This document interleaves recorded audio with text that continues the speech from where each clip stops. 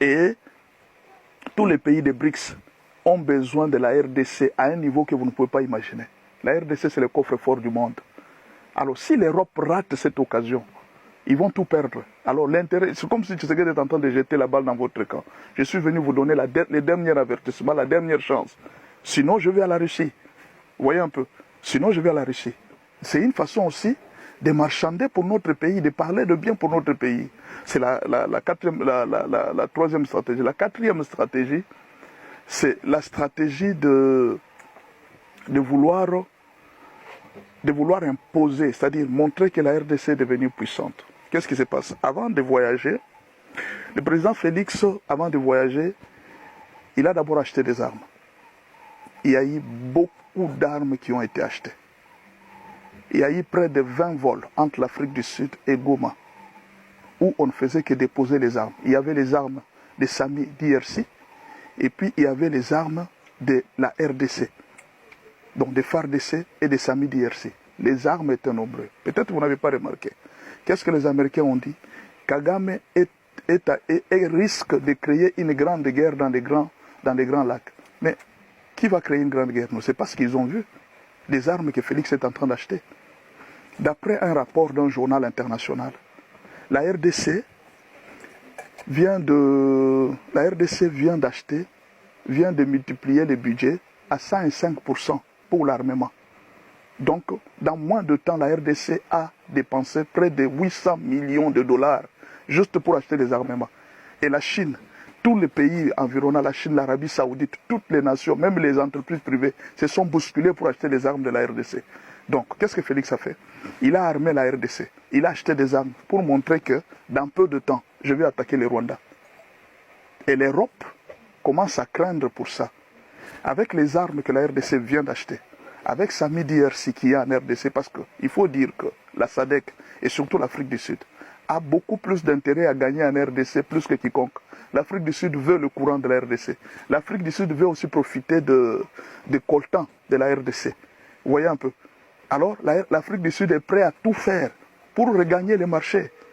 Ce qui fait que l'Afrique du Sud est derrière. Ils sont en train d'attendre le marché de coltan. Et là, on est en train de bloquer le Rwanda. Pourquoi? Parce que déjà avec l'accusation que la RDC a portée à Paul, là, le Rwanda est coincé.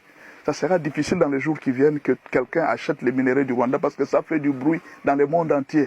Même si aujourd'hui, ils ne peuvent pas reconnaître, oh non, ce n'est pas nous. Déjà là, le fait seulement de dire qu'Apple est derrière, il y a des gens qui vont faire des enquêtes. Même des privés vont faire des enquêtes juste pour casser Apple.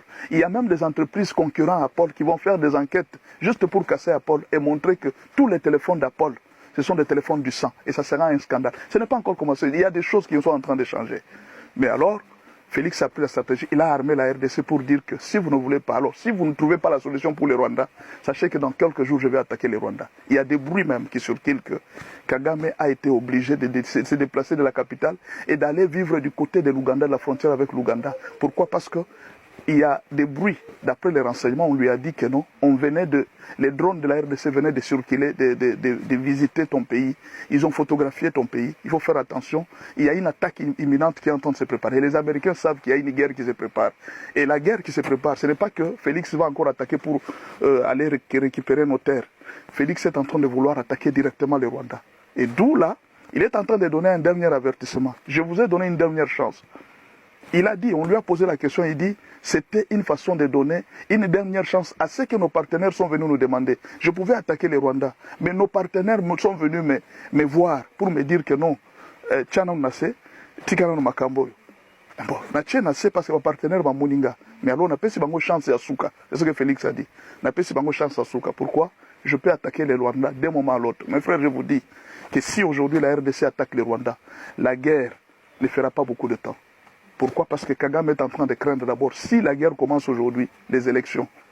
Ce qui fait que Kagame, d'après certaines indiscrétions, aurait demandé à Macron de tout faire pour bloquer le président Félix. De tout faire en tout cas pour bloquer, afin qu'il ne change pas, qu'il ne puisse pas prendre des décisions. Et alors on ne sait pas ce qui va se passer, mais je sais qu'on est en train de vouloir proposer à Félix une chose, mais on ne sait pas laquelle.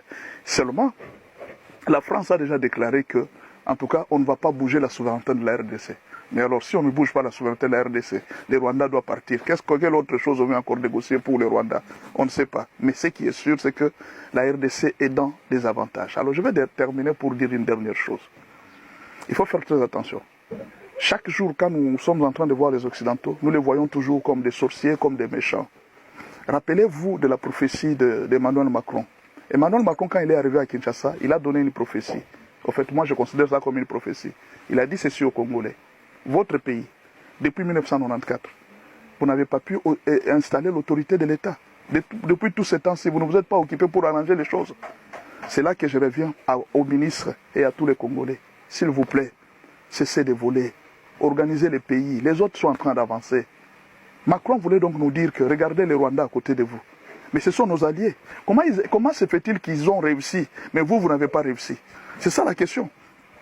Comment se fait-il qu'eux, ils ont réussi? Ils sont en train d'organiser. Donc, Macron était en train de demander à Félix d'être dictateur. Donc, eux travaillent avec les dictateurs. Pourquoi toi, tu n'es pas dictateur comme les autres? Ils se sont imposés. Vous voyez un peu? Je demande aux Congolais, vous aussi les ministres, les députés, cessez de voler. Vous faites la honte. Les gens peuvent nous aider, les Occidentaux peuvent mieux faire.